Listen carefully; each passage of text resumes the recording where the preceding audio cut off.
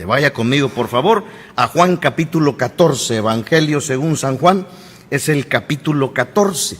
Ahí vamos a dar lectura, voy a dar lectura a los primeros 6 versículos. Estamos predicando una serie acerca de los acontecimientos de los últimos tiempos. Y este es el tercer sermón que estoy compartiendo en esta hora con la iglesia, con cada uno de ustedes. Voy a tener la lectura, Juan capítulo 14, versículos 1 al 6. Después de eso oramos y entramos en el tema. Dice la palabra del Señor: no se turbe vuestro corazón. ¿Creéis en Dios? Creed también en mí. En la casa de mi Padre muchas moradas hay. Si así no fuera, yo os lo hubiera dicho. Voy pues a preparar lugar para vosotros. Y si me fuere y os preparare lugar, vendré otra vez y os tomaré a mí mismo, para que donde yo estoy, vosotros también estéis. Y sabéis a dónde voy y sabéis el camino. Le dijo Tomás: Señor, no sabemos a dónde vas. ¿Cómo pues podemos saber el camino? Jesús le dijo: yo soy el camino y la verdad y la vida. Nadie viene al Padre sino por mí. Vamos a orar. Padre, en esta tarde, ruego, Señor, que tomes este tiempo, que obres en una forma especial y a través de tu palabra nos hables al corazón. Ayúdanos a entender estas verdades, a asimilarlas y a vivir conforme a ellas en nuestra vida. A ti sea la honra y la gloria en el nombre de Cristo Jesús. Amén. Muy bien, entramos en el tema. Ya hemos visto algunos acontecimientos antes del fin en los domingos anteriores. Estamos hablando acerca de la segunda venida de Cristo y hemos dicho que es inminente y que es pronta y que es en 2 fases. La primera fase es donde seremos arrebatados. El domingo pasado vimos qué es lo que va a suceder a todos aquellos que somos arrebatados o seremos arrebatados. Inmediatamente al llegar allá al cielo se armará lo que se conoce en la Biblia como el tribunal de Cristo. Nadie, ningún cristiano, hermano, de ninguna época puede vivir como quiera. Nosotros tenemos un instructivo, la palabra de Dios. Nosotros vamos a dar cuenta de la obra que hicimos. ¿Por qué? Dice la Escritura que la obra de cada uno se hará manifiesta, porque el día la declarará y nuestra obra será probada por fuego. Por eso no podemos vivir la vida cristiana como se nos antoje. No podemos vivir conformándonos al mundo, porque Dios tiene unas indicaciones específicas y claras para nosotros los cristianos. Entonces, de eso hablamos el domingo pasado, en donde nuestra obra será pasada por fuego para recibir así galardones y no usarlos para nosotros, sino a través de esos galardones adorar al único que es digno, Cristo Jesús. Hoy vamos a ver, hermano, lo que sucede a los que queden aquí, a los que no sean arrebatados en ese tiempo, es decir, aquellos que no fueron salvos, aquellos que por alguna circunstancia nunca aceptaron a Cristo como su Salvador personal. A ese periodo que se va a desatar aquí después de la segunda venida de Cristo en su primera parte, será un periodo que también ha sido profetizado desde los profetas. Allá en Daniel tenemos la profecía de las 70 semanas. Ya se han cumplido 69 semanas de años y está por cumplirse la última semana de esas 70 semanas de años, que corresponde precisamente a ese periodo que empezará inmediatamente después de que seamos arrebatados y se conoce como la gran tribulación. En esta tarde voy a predicar la primera parte de este tema, ¿sí? Lo que sucede o lo que sucederá en la tierra. Y esta primera parte, pues vamos a hablar acerca de los sellos que fueron abiertos. Vaya conmigo ahí a Apocalipsis, por favor. Apocalipsis. Se va a poner interesante esto, así es que no se lo pierda. Hermanos, en Apocalipsis capítulo 5 vemos qué es lo que Juan vio al llegar allá al cielo, en esta visión que él tuvo. Y bueno, inmediatamente nos dice ahí que en el versículo 1, dice de Apocalipsis 5, vi en la mano derecha del que estaba sentado en el trono un libro escrito por dentro y por fuera, sellado, note usted, con 7 sellos. Y vi a un ángel fuerte que pregonaba a gran voz: ¿quién es digno de abrir el libro y desatar sus sellos? Y ninguno, ni en el cielo, ni en la tierra, ni debajo de la tierra, podía abrir el libro ni aún mirarlo. Y lloraba yo mucho porque no se había hallado ninguno digno de abrir el libro, ni de leerlo, ni de mirarlo. Dice el verso 5, Apocalipsis 5. Y uno de los ancianos me dijo: no llores, he aquí que el león de la tribu de Judá, la raíz de David, ha vencido para abrir el libro y desatar sus 7 sellos. Y miré, y vi que en medio del trono y de los 4 seres vivientes y en medio de los ancianos estaba en pie un cordero como inmolado, que tenía 7 cuernos y 7 ojos, los cuales son los 7 espíritus de Dios enviados por toda la tierra. Y vino y tomó el libro de la mano derecha del que estaba sentado en el trono, y él fue el único digno de abrir este sello. ¿Quién es ese cordero como inmolado? Es Cristo Jesús. Vamos a ver ahora, hermanos, qué es lo que pasa cuando se abren estos sellos. Eso es lo que está descrito en el capítulo 6 en adelante. Ahora, noten, vamos a ver qué es lo que sucede cuando Cristo abre el primer sello. Estos sellos no son otra cosa más que juicios de Dios sobre la tierra, sobre los habitantes de este planeta. Dice Apocalipsis capítulo 6, versículo 1.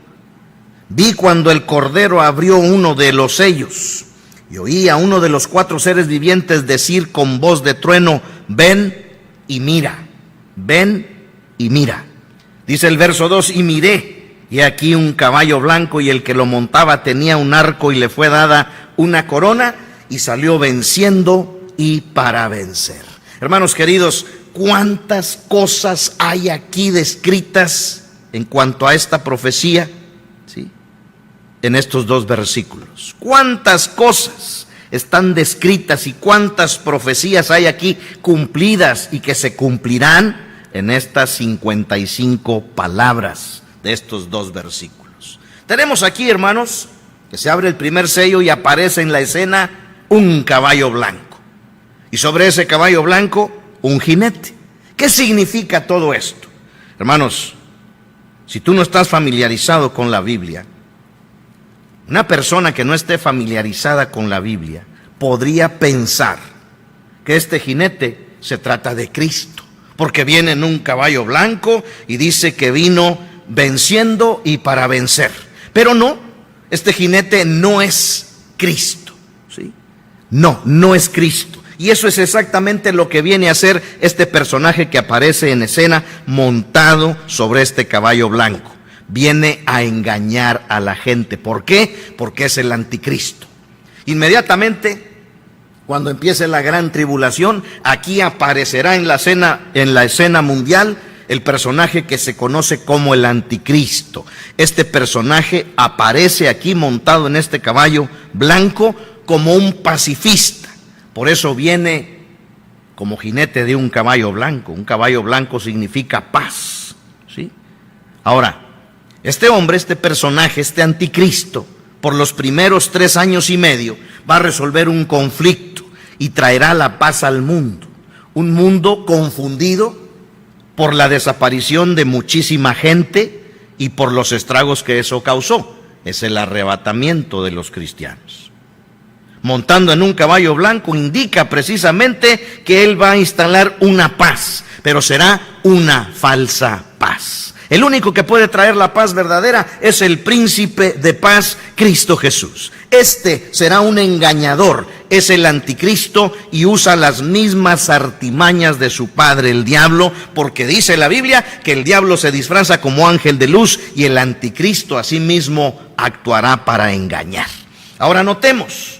Ahí mismo Apocalipsis 6:2, y miré, y aquí un caballo blanco, y el que lo montaba, dice la Escritura, tenía un arco. Noten que solamente menciona que traía arco. Lo interesante es que no traía flecha. ¿Qué quiere decir esto? Aparece, hermanos, en una situación de conflicto para traer una solución pacífica. Noten que El no traer flecha quiere decir que hasta ese momento su poder no es militar, no hay ningún arma. Su poder será un poder, escuche, político, un poder diplomático. ¿Por qué? Porque este personaje, el anticristo, tendrá la capacidad para hablar al mundo entero y que lo escuchen y le creerán. Tendrá la capacidad de hablar ante jefes de Estado y le creerán. Su elocuencia y su discurso será poderoso. ¿Por qué? Porque será respaldado por el enemigo, por Satanás y su poder, y convencerá a ricos y pobres con su diplomacia.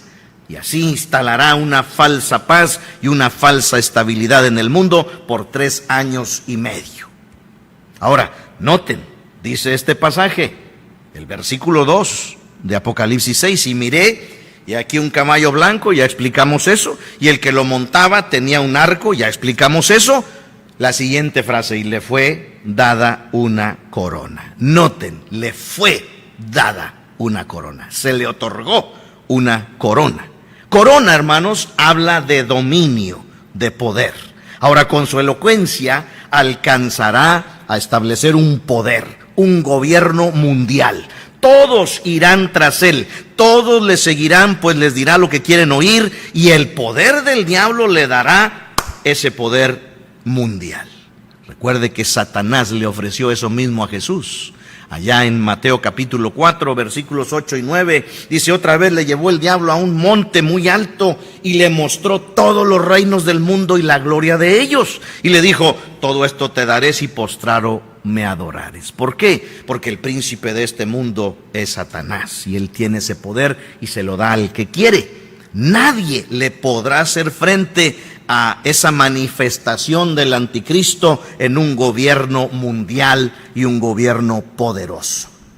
No habrá nadie que lo detenga. Vaya conmigo, 2 de Tesalonicenses capítulo 2. 2 de Tesalonicenses capítulo 2, versículo 6. Y ahora vosotros sabéis lo que lo detiene, dice la Escritura, refiriéndose al inicuo, al anticristo, a fin de que a su debido tiempo se manifieste. Porque ya está en acción el misterio de la iniquidad. Dice aquí, solo que hay quien al presente lo detiene hasta que él a su vez se ha quitado de en medio. ¿Quién es el que detiene en este momento al anticristo? Dijimos hace unas predicaciones, el Espíritu Santo es el que lo detiene. La iglesia ya no va a estar, por tanto el Espíritu Santo ya no va a obrar. Entonces se le da ese poder mediante esa corona. Y luego dice aquí, y salió venciendo y para vencer. Hará lo que nadie ha podido hacer. Va a instalar una paz mundial porque va a cautivar a los gobiernos del mundo en un solo gobierno, ¿sí? Y le otorgará, ¿sí?, al mundo un pacto de paz. Sobre todo a la región neurálgica, aquella región del globo terráqueo que nunca debemos de perder de vista, que es el pueblo de Israel. Va a firmar un pacto entre palestinos y judíos. Muy seguro que lo va a hacer. ¿Por qué logrará esto? ¿Por qué va a lograr lo que durante siglos no se ha logrado? Bueno, hay algunas razones. Hay algunas razones por las cuales él lo va a lograr. Vaya conmigo a Daniel capítulo 11. Vamos a ver Biblia, hermano. Dispénseme. Estamos aquí para ver Biblia. Daniel capítulo 11, versículos 36 en adelante. Lo logrará porque él tiene ascendencia judía, dice el verso 36. Y el rey hará su voluntad y se ensoberbecerá y se engrandecerá sobre todo Dios. Noten, Dios con minúscula. Y contra el Dios con mayúscula de los dioses hablará maravillas contra el Dios de los dioses. Y prosperará hasta que sea consumada la ira, porque lo determinado se cumplirá. Versículo 37, nótenlo. Del Dios con mayúscula de sus padres no hará caso. Esto nos dice que el anticristo va a tener ascendencia judía. Del Dios de sus padres. Del Dios de sus padres con mayúscula se refiere a Jehová, ¿sí? Sus padres se refiere a sus antecesores, el Dios de los judíos. Será de ascendencia judía, por eso los judíos le harán caso, lo aceptarán como un gobernante mundial, y esto los llevará, escuche, esto los llevará a decir que ese es el Mesías esperado por ellos.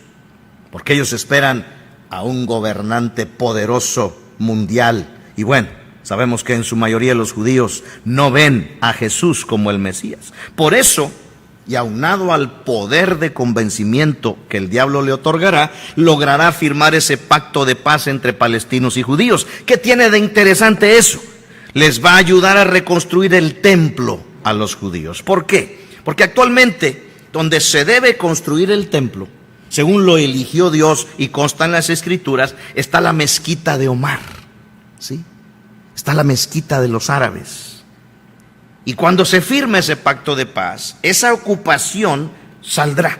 Y ellos tendrán, los judíos, la libertad ahora de edificar el templo. A la fecha ya tienen los planos, ya tienen las partes, ya tienen todo. Lo único que falta es que alguien venga y ponga paz en ese lugar del mundo para que sea desocupado ese lugar y puedan los judíos edificar el templo y después de eso reanudar el sacrificio continuo.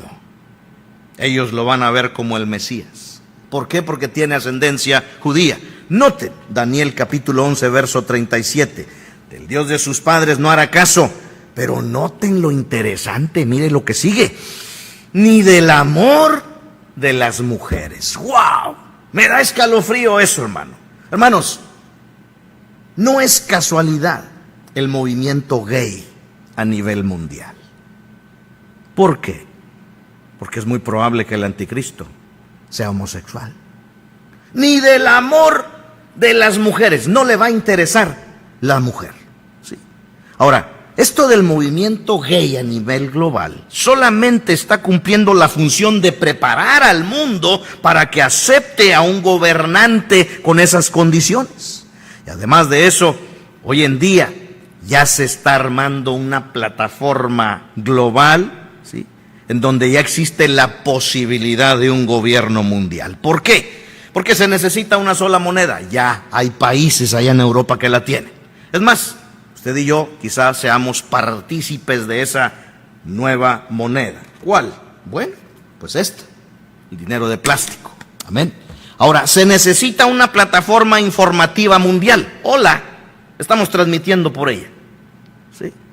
Se necesita un idioma que todos puedan entender. Y hay traductores. En el momento en que nosotros estamos hablando, hay traductores que instantáneamente traducen al idioma que sea en el mundo en línea.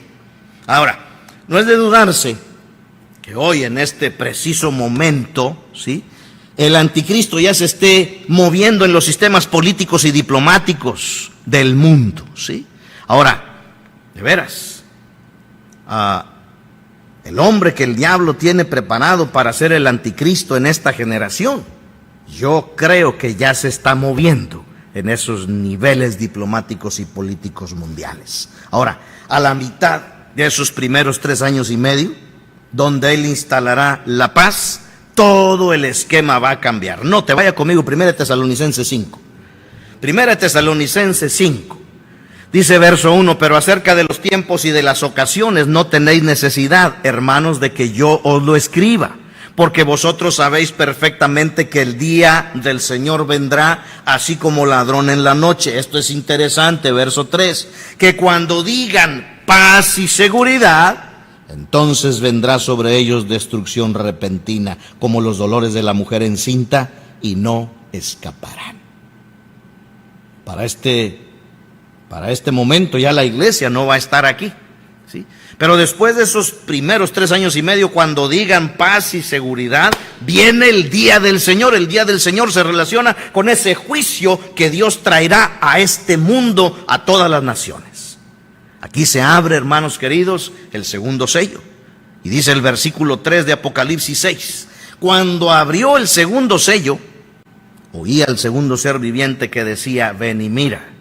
Y salió otro caballo bermejo, y al que lo montaba le fue dado poder de quitar de la tierra la paz y que se matasen unos a otros, y se les dio una gran espada. Aquí aparece en escena un caballo de otro color bermejo. ¿Cuál es el color bermejo? Es el color rojo. Ahora, yo creo, personalmente creo, que el jinete del caballo bermejo y del primero blanco y de todos los que vamos a ver es el mismo, es el anticristo. Pero ahora se le da un poder diferente. El poder que tuvo al principio era un poder diplomático, era un poder político. Pero noten, un caballo bermejo nos habla del color rojo y el color rojo representa la sangre, ¿sí? Hermanos, además de eso, en esta ocasión, él viene armado.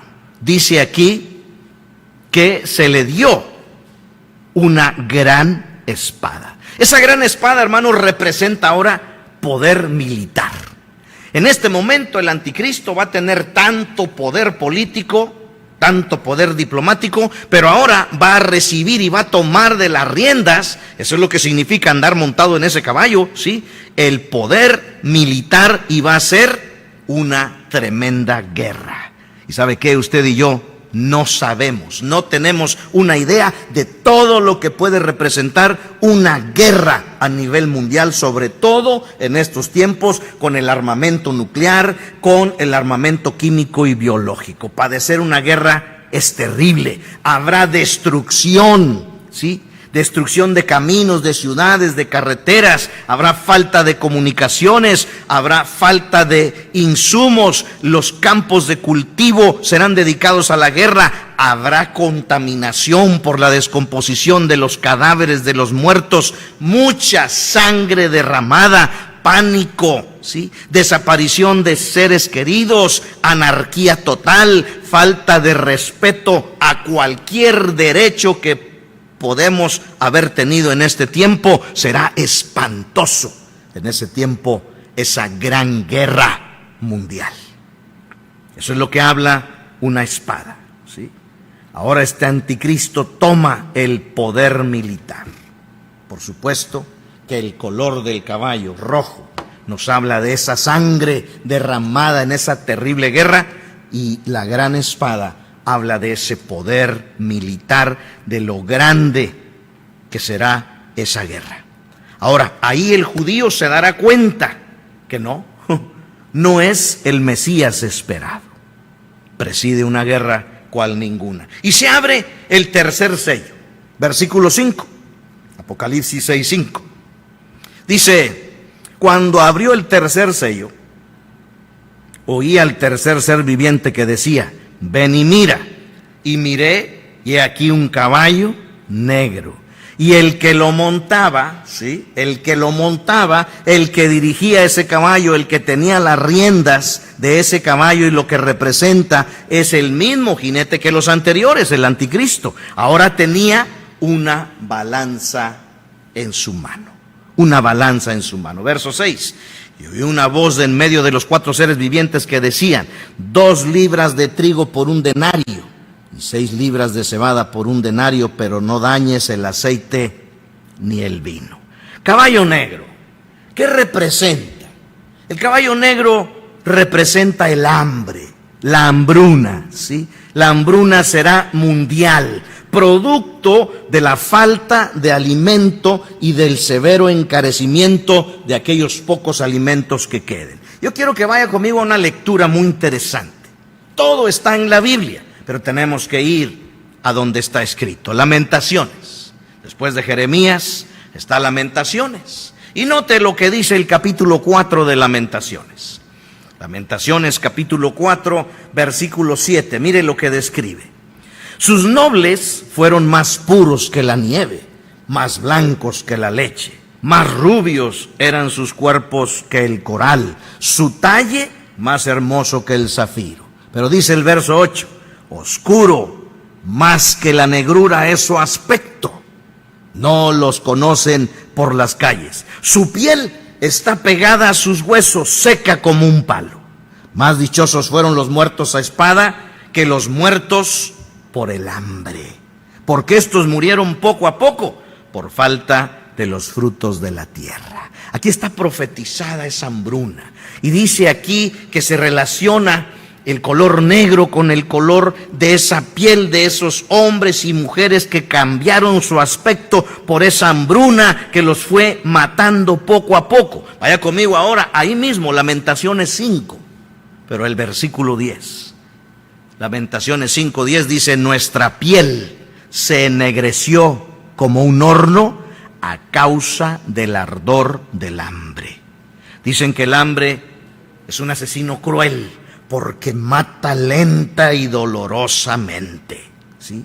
Ahora, este sello habla de la restricción en los alimentos. Por supuesto que la guerra desatada en el segundo sello habrá dejado la situación económica y productiva a nivel mundial en un estado de crisis, ¿sí?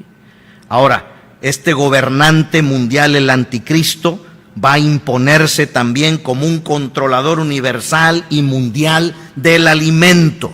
Debemos recordar que según Apocalipsis 13:7 dice: y se le permitió hacer guerra contra los santos y vencerlos. También se le dio autoridad. Escuche, esta autoridad era sobre toda tribu, pueblo, lengua y nación. Amén. El anticristo tendrá un control absoluto, y dentro de ese control también estará el de la producción de los alimentos a nivel mundial. Las severas restricciones, hermanos, en el acceso de los alimentos, el fuerte encarecimiento de los mismos y el hambre son las notas que corresponden el destacar este tercer sello. Y es natural que luego de esa guerra tan terrible esto acontezca, ¿sí? Ahora, de ahí a que quien monta ese tercer caballo tenga la balanza. Esa balanza significa que él tiene el control aún de las fuentes y de los alimentos.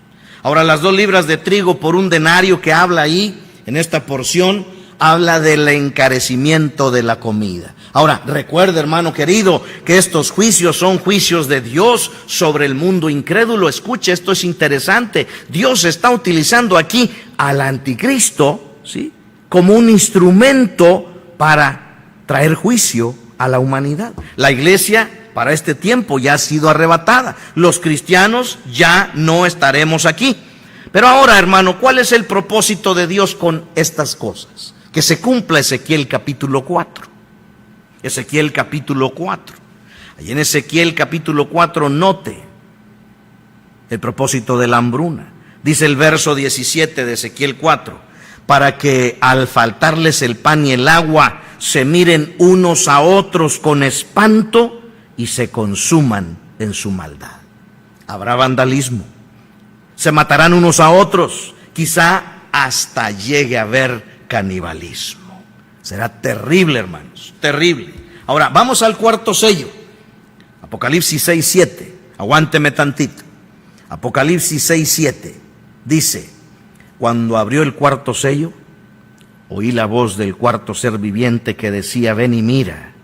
Miré, y aquí un caballo amarillo, y el que lo montaba tenía por nombre Muerte, y el Hades le seguía. Y le fue dada potestad sobre la cuarta parte de la tierra para matar con espada, con hambre, con mortandad, noten, y con las fieras de la tierra.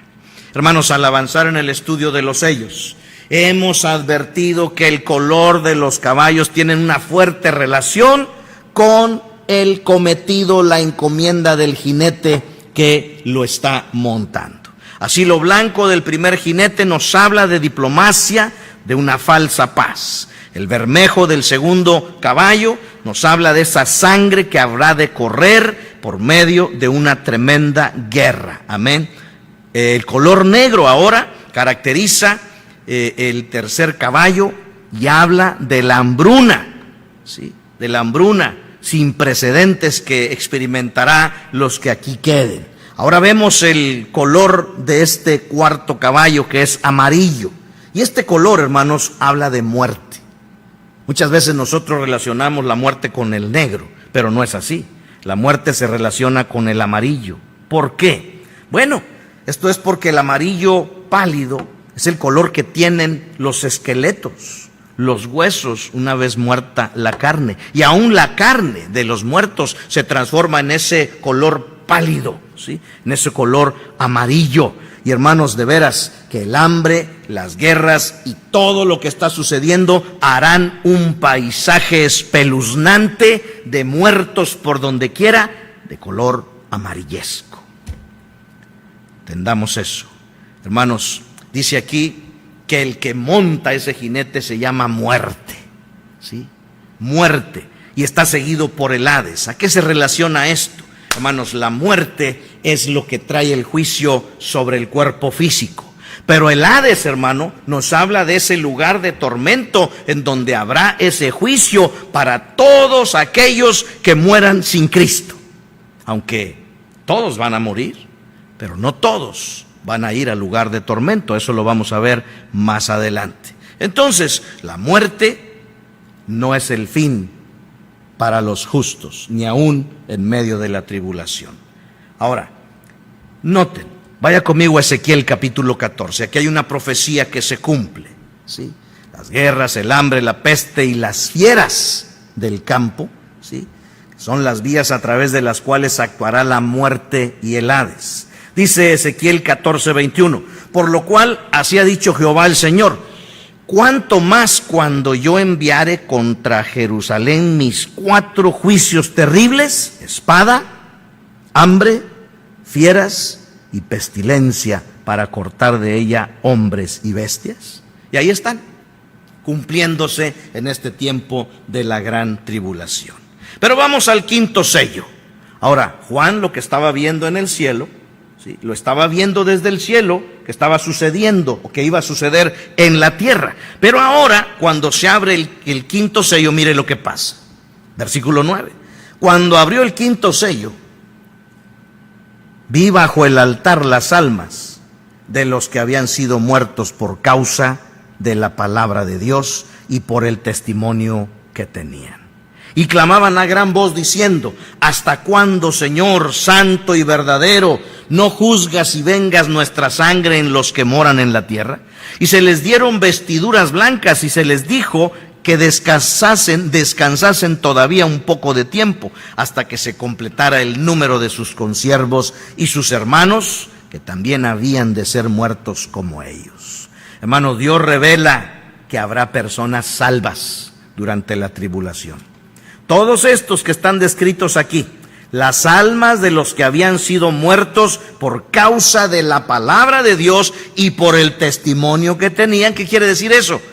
Por haber creído y por haber aceptado a Jesús y por no haber aceptado el control y el dominio del anticristo, sufrirán persecución hasta la muerte. Porque ahí la salvación va a costar la vida. Ya no habrá la esperanza de que Cristo vendrá por ellos, como ahora la tenemos nosotros. Ellos van a tener que entregar su vida. Por eso se cumple la escritura Mateo 10:22. Es un pasaje. Algunos piensan que la salvación se puede perder porque sacan de contexto estos pasajes. Miren lo que dice en Mateo 10:22. Y seréis aborrecidos de todos por causa de mi nombre, mas el que perseverare hasta el fin, este será salvo. Ahí nos habla del período de la gran tribulación. Y el que perseverare hasta el fin, el que perseverare en esa decisión, yo no voy a unirme al control del anticristo ni de la bestia, yo estoy dispuesto a sufrir la persecución, tendrá que morir. Y esas son las almas que cuando se abrió este sello, Juan vio que llegaban, ¿sí? Que llegaban ahí hasta el altar y clamaban, ¿hasta cuándo, Señor, justo y verdadero, no juzgas y vengas la sangre de los que moran en la tierra por los asuntos que estaban pasando aquí? Ahora, se abre el 6º sello. Leamos, dicen los versos 12 en adelante, de Apocalipsis 6. Miré cuando abrió el 6º sello, y aquí hubo un gran terremoto. Y el sol se puso negro como tela de silicio, y la luna se volvió toda como sangre, y las estrellas del cielo cayeron sobre la tierra como la higuera deja caer sus higos cuando es sacudida por un fuerte viento. Y el cielo se desvaneció como un pergamino que se enrolla, y todo monte y toda isla se removió de su lugar. Esto, hermanos queridos, es interesantísimo.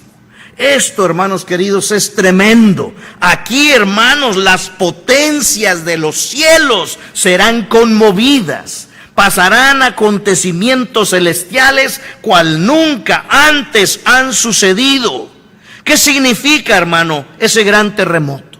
¿Qué significa que el sol se va a poner negro como tela de silicio? Que la luna se va a volver toda como de sangre, que las estrellas del cielo caen sobre la tierra, que el cielo se desvanece como un pergamino que se enrolla. ¿Qué significa ese gran terremoto, hermanos queridos, que va a suceder?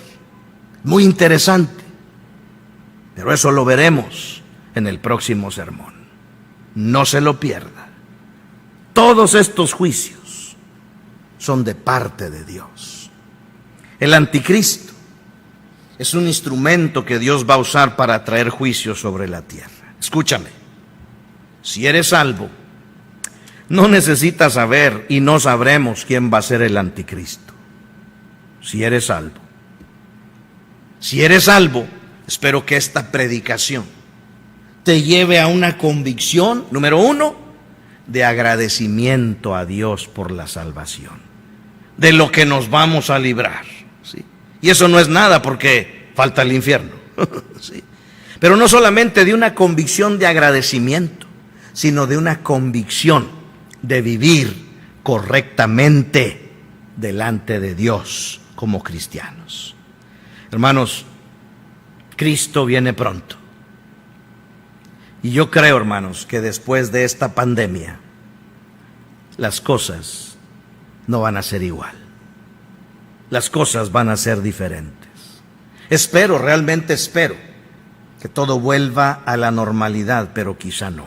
Hoy en día ya hay muchas cosas que se están fraguando a nivel global que indican que Cristo viene pronto, ya.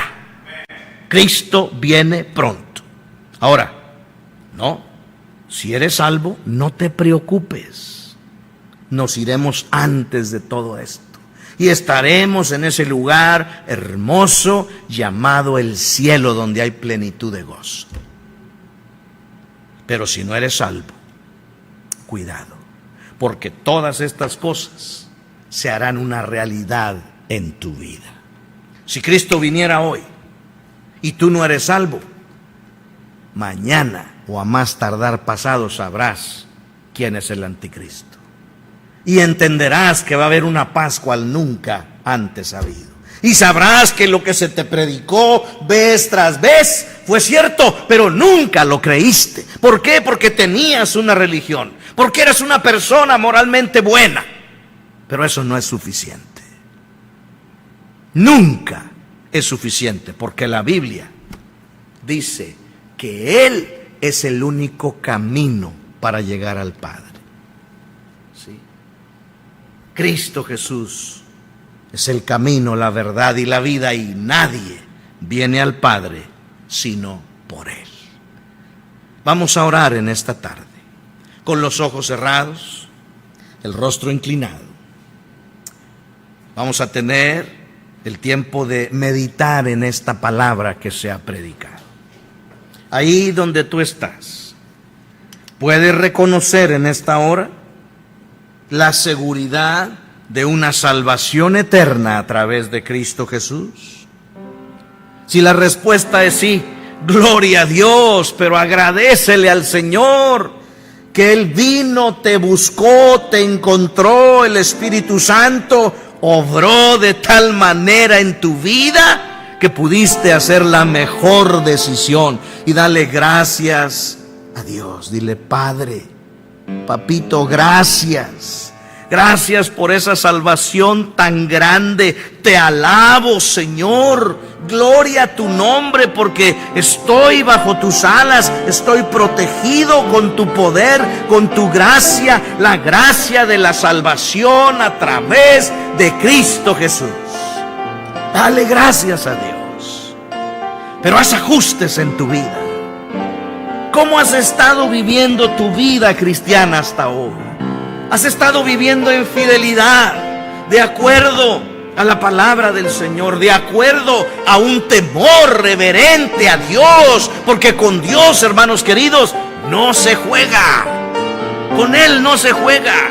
Él ha establecido un día para el juicio de todos, y va a empezar con los cristianos. Oh, que haya reflexión en nuestra vida. y que haya una conversión cual nunca antes la vi, y que haya una fidelidad en nuestros corazones a la palabra, a la oración, que haya una fidelidad a ese amor de Cristo que nos lleve a una comunión profunda, a mirarnos como cristianos en un mundo de tinieblas. Confiésale al Señor lo que debas confesar. Arrepiéntete en esta tarde, dale gracias a Dios por esa salvación tan grande, hermanos queridos, que la tenemos segura en Cristo Jesús. Pero ¿qué hay de ti? ¿Qué hay de ti que en este momento, si viniera Cristo hoy, no tienes la seguridad al 100% de ir al cielo? Y si me fuere, vendré otra vez y os tomaré a mí mismo, para que donde yo estoy, vosotros también estéis. ¿Y qué tal si viene Cristo y se lleva a los de Él y tú te quedas? Será terrible. Será terrible. Terrible, terrible. Pero más terrible es el infierno. Es el lago de fuego. Y existe y es real. Y está preparada para toda alma que muera en pecado. Por eso arrepiéntete hoy y acepta a Jesús como tu Salvador personal. Jesús no es una religión. La salvación no son buenas obras. Jesús es comunión. Y la salvación es recibirlo por fe en nuestro corazón. Ahí haz la decisión. De una vez ya, acéptale. Ora, habla con Él y dile: Señor Jesús, te doy gracias porque a través de ti puedo alcanzar la salvación y el perdón de pecados. Perdona mis pecados, Señor. Te recibo como mi Salvador personal. Reconozco que tu sacrificio en la cruz y tu sangre pagó mi deuda. Y ahora te acepto como mi Salvador personal. Ven a mi corazón y dame la vida eterna. Te lo pido en tu nombre. Amén. Esta mañana una persona aceptó a Cristo. Por favor, déjanos saber si en este momento tú estás tomando esa decisión. Anótanos ahí, déjanos saber. Nada nos dará más gozo que saber que un alma ha sido salva en esta tarde. Vamos a concluir con esta oración. Oremos. Señor, te damos gracias por tu amor y tu gracia ofrecida para con nosotros a través de Cristo como nuestro Salvador. Gracias por la salvación que nos das a través de Él. Ayúdanos a vivir en una forma digna de esa salvación, digna de ti, Señor. Hacer ajustes en nuestra vida porque sabemos que Cristo viene pronto. Señor, bendice cada necesidad y obra, Padre, en cada decisión que se ha hecho en esta tarde. En el nombre de Cristo Jesús. Amén.